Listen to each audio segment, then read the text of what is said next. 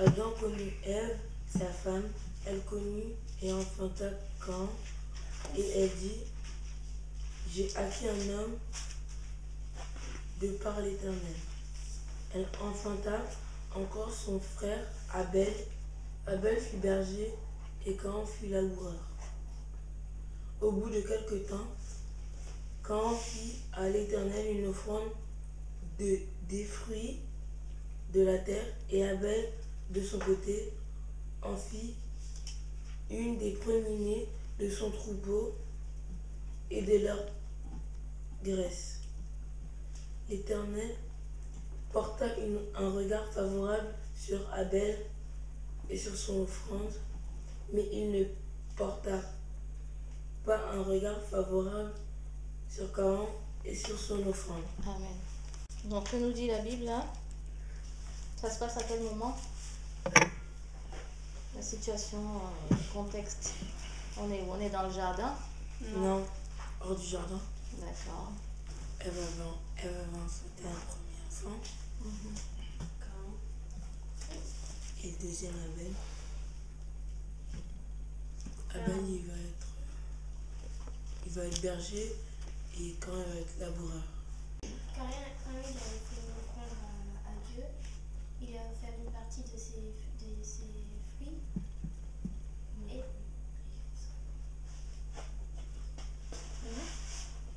Et Abel, Les produits de son champ.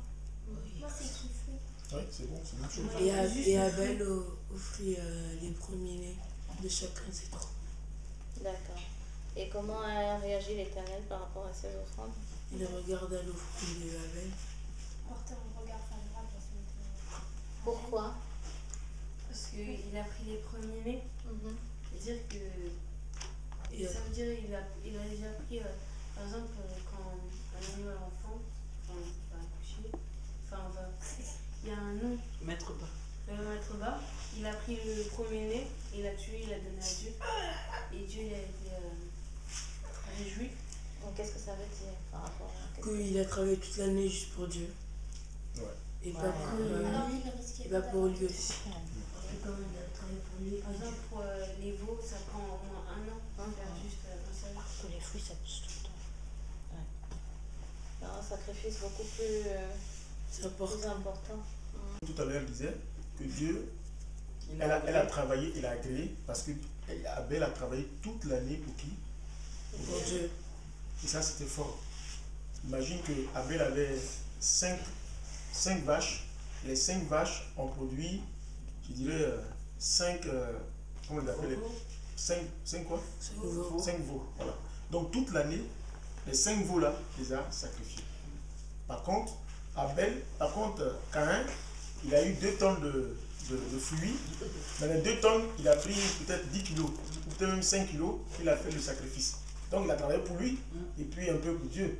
Par contre, Abel, il a travaillé uniquement pour lui toute l'année. Donc les 5 veaux qu'il a eus, il ne les a pas dit, bon, je vais garder, il a tout donné à Dieu. C'est pour ça que Dieu a vu que Abel aimait Dieu. Il a agréé son sacrifice. Il a fait de tout son cœur. Il a travaillé pour Dieu. Oui, donc là, la différence, elle est là, la compréhension. C'est une expression de quoi? D'amour. Parce qu'Abel ne lui a pas demandé, c'est lui-même qui l'a fait, de tout son cœur. Ça prouve combien de fois il était sincère. Il ne donnait pas une offrande pour donner une offrande, mais il donnait de tout son cœur.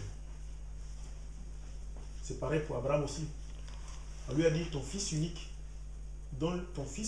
il a eu un enfant à l'âge de combien d'années? 99 ans.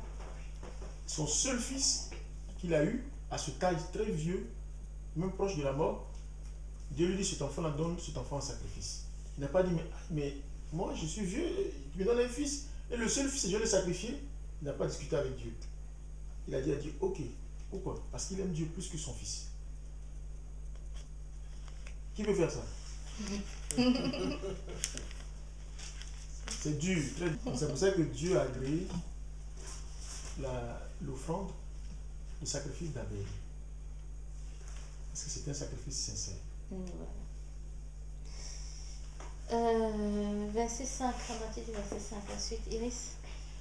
Caïn fut très irrité et son visage fut abattu. l'Éternel dit à Caïn, pourquoi es-tu irrité et pourquoi ton visage est-il abattu? Certainement, si tu agis bien, tu relèveras ton visage, et si tu agis mal, le péché se couche à la porte et ses désirs se portent vers toi, mais toi domine sur lui. Amen. Amen. Qu'est-ce qui se passe là? Quand Il est en colère. il est très fâché. Oui, tu dis. Quand il est en colère parce que Dieu a un regard favorable sur son petit frère. C'est la jalousie. Ouais. Et après, Dieu il lui a dit, il a demandé pourquoi ton message est-il irrité. Et il a dit. Ce que je voulais vous demander, parce que là, cette partie-là, c'est très très fort. Ça vous parle là? Quand on vous dit, là, cette partie-là, ça vous parle bien. Relisez encore cette partie. Iris, relis, ils vont comprendre. Vous tous allez comprendre, vous allez vous expliquer. Voilà. Oui, oui. Caïn fut très irrité, et son visage fut abattu, et l'Éternel dit à Caïn, pourquoi es-tu irrité, et pourquoi ton visage est-il abattu? Certainement, si tu as agi bien, tu relèveras ton visage, et si tu as agi mal, le péché se couche à la porte, et ses désirs se portent vers toi, mais toi domine sur lui. Amen.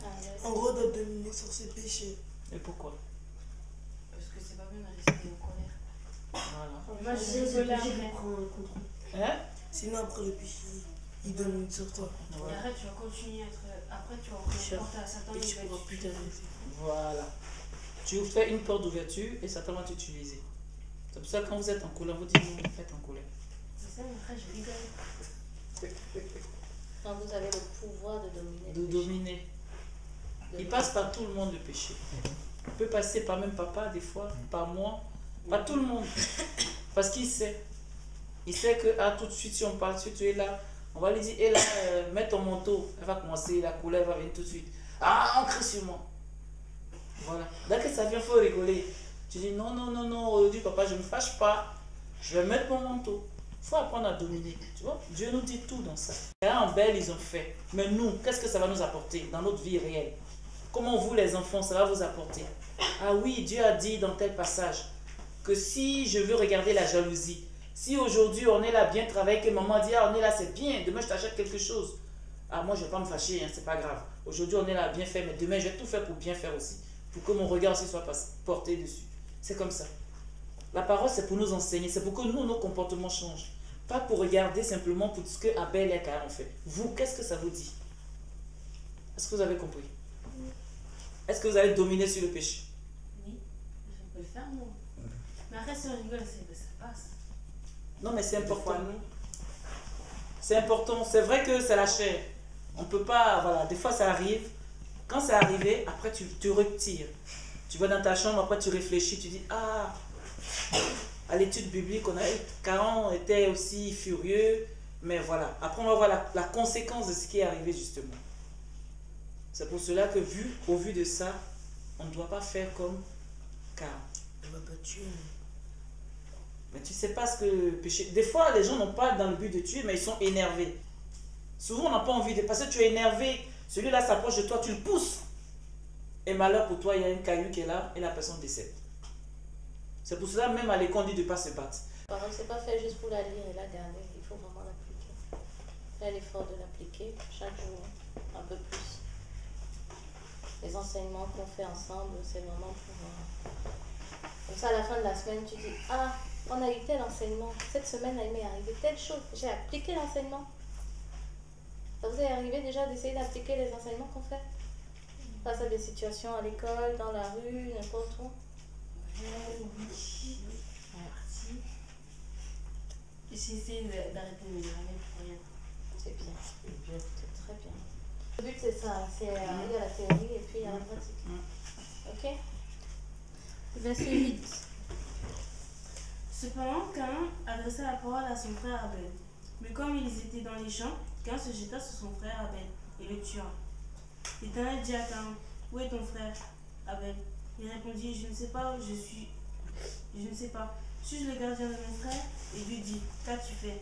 La voix du sang de ton frère crie de la terre jusqu'à moi. Maintenant tu seras maudit de la terre qui a ouvert sa bouche pour recevoir de ta main le sang de ton frère. Quand tu cultiveras la terre, non le sol, il ne te donnera plus sa richesse. Tu seras errant et vagabond sur la terre. Quand dit Amen.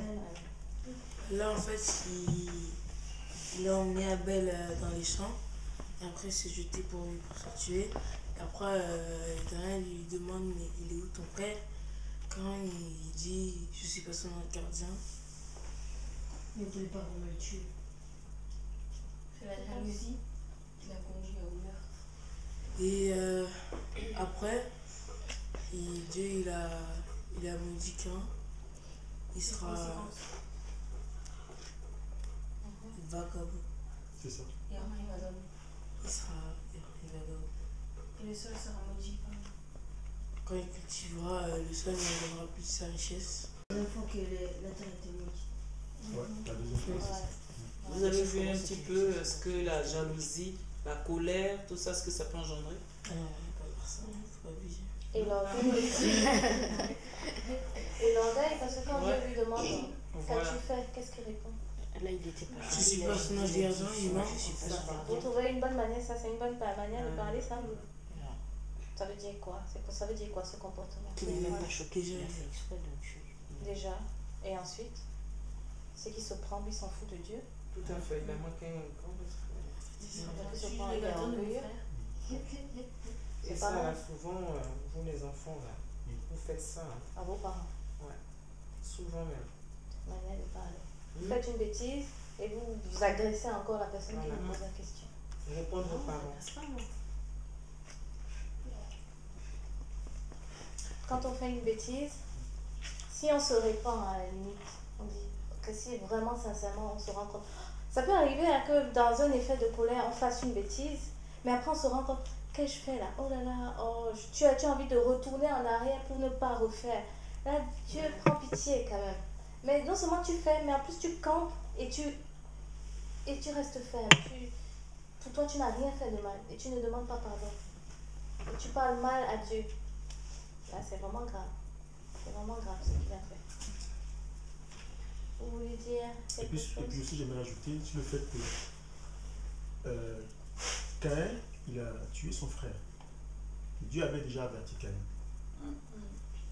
Dieu nous avertit ce soir à travers la parole. C'est-à-dire qu'on n'a plus d'excuses. Quand on vient aux enseignements ici, c'est des avertissements. Dieu nous prévient. Vous voyez, dehors, beaucoup ne sont pas prévenus. La Bible dit que le salaire du péché, c'est quoi? C'est la mort. Celui qui pêche, même s'il n'a pas été prévenu, même souvent le monde, les païens, Dieu les prévient dans l'esprit. Dieu leur parle dans l'esprit, il dit que c'est pas bon. Mais nous, non seulement Dieu nous parle en esprit, mais en même temps il nous parle dans sa parole. Nous avons le privilège. Donc, on n'a pas droit à faire des erreurs. On doit éviter les erreurs. Si ça nous arrive, on doit demander à Dieu de nous soutenir, de nous aider. Seigneur, aide-moi à ne pas me mettre en colère contre mon frère, contre ma soeur. Aide-moi à être sage. On peut demander cela à Dieu, puis Dieu va vous fortifier. Parce que si on laisse une porte ouverte, soit comme Caïn l'a fait, il a tué son frère. Mais quand il a tué son frère, c'est d'abord un péché, non? Un meurtre. Après quoi? Après l'orgueil est venu. C'est-à-dire qu'un péché ouvre d'autres péchés. C'est comme par exemple, tu casses l'assiette ou tu casses le verre. Qui a cassé? C'est pas moi. Ça fait combien de péchés? Après, quand tu dis comment? C'est quoi le premier péché? Bah, si s'il a t'as cassé cassé le le verre, verre. tu as cassé le verre, tu l'as cassé. C'est péché. Tu as péché, tu n'as pas. Oui, mais quand faire exprès, c'est pas un Ouais, péché. même si c'est pas. même si quand tu Quand tu mens là, voilà. Déjà quand tu casses un verre, tu préviens à tes parents, tu dis non, excusez-moi, mais j'ai cassé un verre. Voilà. Ça peut arriver. Tu dirais Mais quand que tu déposes. pêches, quand tu casses et puis tu dis rien, on dit tu as péché. Voilà, tu as péché. Parce que tu as fait ça de sorte à ne pas dire. D'accord? Et on te demande encore en plus, Et tu mens. tu mens. Ça, c'est grave. Et en plus encore, tu te mets en colère. Tu fais c'est ça. Et encore, tu peux porter main à ton frère ou à ta soeur. Amen. Ou tu sors de la classe, tu sors de la maison, tu es en colère, tu arrives en classe, toutes tes copines, tu t'énerves. Parce qu'au fond de toi, tu n'as pas la paix. Les péchés s'accumulent. Et les péchés vont s'accumuler. Et un jour, Satan va venir te dire bonjour. Il va dire, toi, tu es mon ami. Alors tu vois, tu es forte. Tu es une femme, quand tu es là, je sais que tu ne te laisses pas faire. Tu dis oui, Satan. Dans ton cœur, tu dis ouais, moi, il ne me laisse pas faire. Ah oui, tu vois, tu es une femme bien. Tu ne te laisses pas effacer. Il faut que tu sois comme ça toujours.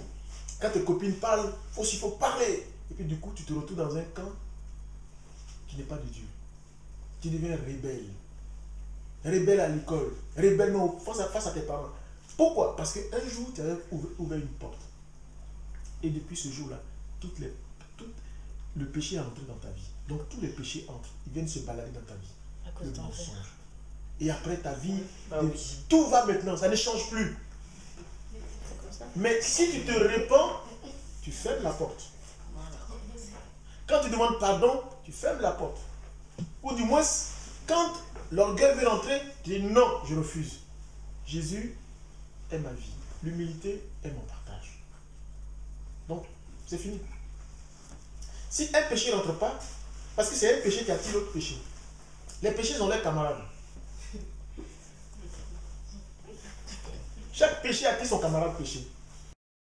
Chaque péché attire un autre péché.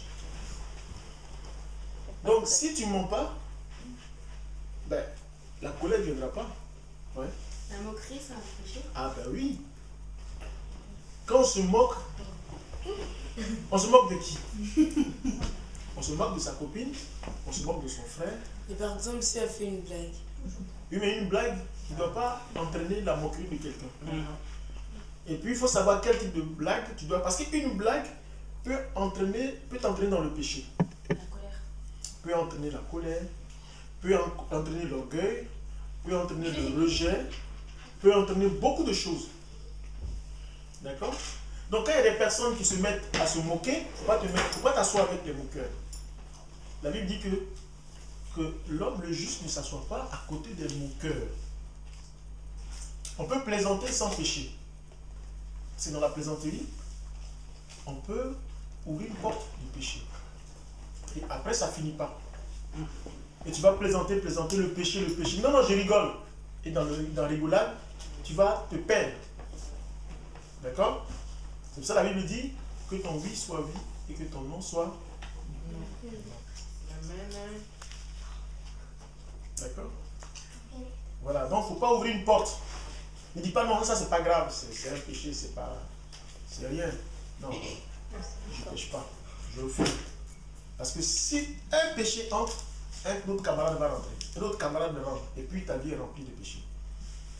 Vous voyez, il y a des jeunes qu'on voit dans la rue aux États-Unis, on dit oui, telle personne est dans la rue, elle est devenue gangster, elle a quitté la maison familiale, elle fait n'importe quoi, elle prend la drogue, elle prend l'alcool, tout ça. Parce qu'elle a péché un jour. Elle a fait une bêtise un jour. Et ce jour-là, quelque chose est rentré dans son cœur. L'orgueil est rentré. Après l'orgueil, la colère. Après la colère, plein de péchés sont rentrés. Et cette personne-là, elle ne respecte plus ses parents. Elle s'est retrouvée dehors. Et le Satan est venu lui dire bonjour. Coucou. Elle dit c'est qui? Oh, c'est moi ton ami Satan. Je vais te montrer ce que c'est que la vie. Tu es un brave homme. Tu es fort. Et c'est comme ça que Satan va venir habiter en lui. Et depuis ce jour-là, la personne va commencer à faire des choses qui ne sont plus de Dieu. Vous voyez? Donc, il ne faut pas ouvrir une porte. Il faut fermer les portes. Même si ça doit être dur, il faut les fermer. Parce que chaque péché vient avec son camarade péché. Et puis ça détruit nos vies. Autant pour vous, mais aussi pour nous les adultes aussi. Voilà, c'est important. Donc il ne faut pas pécher, parce qu'un petit péché entraîne d'autres péchés. Continue. Ouais. Pharaon dit à l'Éternel, ma peine est trop grande pour être supportée. Ainsi que tu me chasses aujourd'hui de cette terre, je serai caché loin de toi, je serai errant et vagabond sur la terre. Et toute personne qui me trouvera pourra me tuer. L'Éternel lui dit, si quelqu'un tue Caïn sera vengé 7 fois. Et l'Éternel mit un signe sur Caïn afin que ceux qui le trouvent ne le tuent pas. Quand il a dit sa peine est trop lourde à être supportée, il va être caché devant la face de l'Éternel, il va être vagabondage. Et toute personne qui va le voir, elle va le tuer. Ça veut dire quoi? Qu'est-ce qui arrive à Caïn maintenant? Il est dans quel état d'esprit là? Elles sont... Il a Peur. peur aussi. Ça vous rappelle quelque chose, la peur? On a vu avec Adam et Ève, ils ont commencé à avoir peur quand on a péché. Ah, quand ils sont... Vous voyez que le péché ils ont mangé le entraîne la peur. Quand on ne pêche pas, on a peur de rien. Là, il pêche, il commence à avoir peur. Il a peur de quoi? De Dieu. Enfin, Non. que Quelqu'un quelqu'un le tue. Non, il a peur d'être tué par d'autres personnes. Maintenant qu'il n'a plus la protection de Dieu, qu'il est chassé du territoire où il était, il va aller de territoire en territoire. Il se dit, waouh, quelqu'un peut me tuer maintenant, je n'ai plus la protection de Dieu. C'est un peu la vie de tous les jours aujourd'hui. Comment ça? Parfois, il y a des criminels qui marchent à côté de toi, tu ne savais pas que c'est des criminels. C'est pour ça que quand tu sais que tu marches avec Dieu, tu n'as pas peur de ces criminels. Mais quand tu as péché et que tu sais que Dieu est... quand tu as péché contre Dieu, tu as peur parce que tu te dis, waouh, Dieu ne va pas me protéger là. Et là, qu'est-ce que Dieu fait face à la peur de Caïn? Il lui dit, il va mettre... Et toute personne qui le tuera, qui sera vengée cette fois, Merci. mais il va mettre un signe pour pas que quelqu'un, quand quelqu'un va le voir, il va le tuer. C'est une manière de dire à Caïn, c'est pas parce que tu as péché que tu n'es plus mon fils. Je vais quand même encore veiller sur toi. Avec toi. Et quiconque s'attaquera à toi sera puni. C'est la faute. Ouais. Les mecs se sont Si quelqu'un te tue, il y aura 7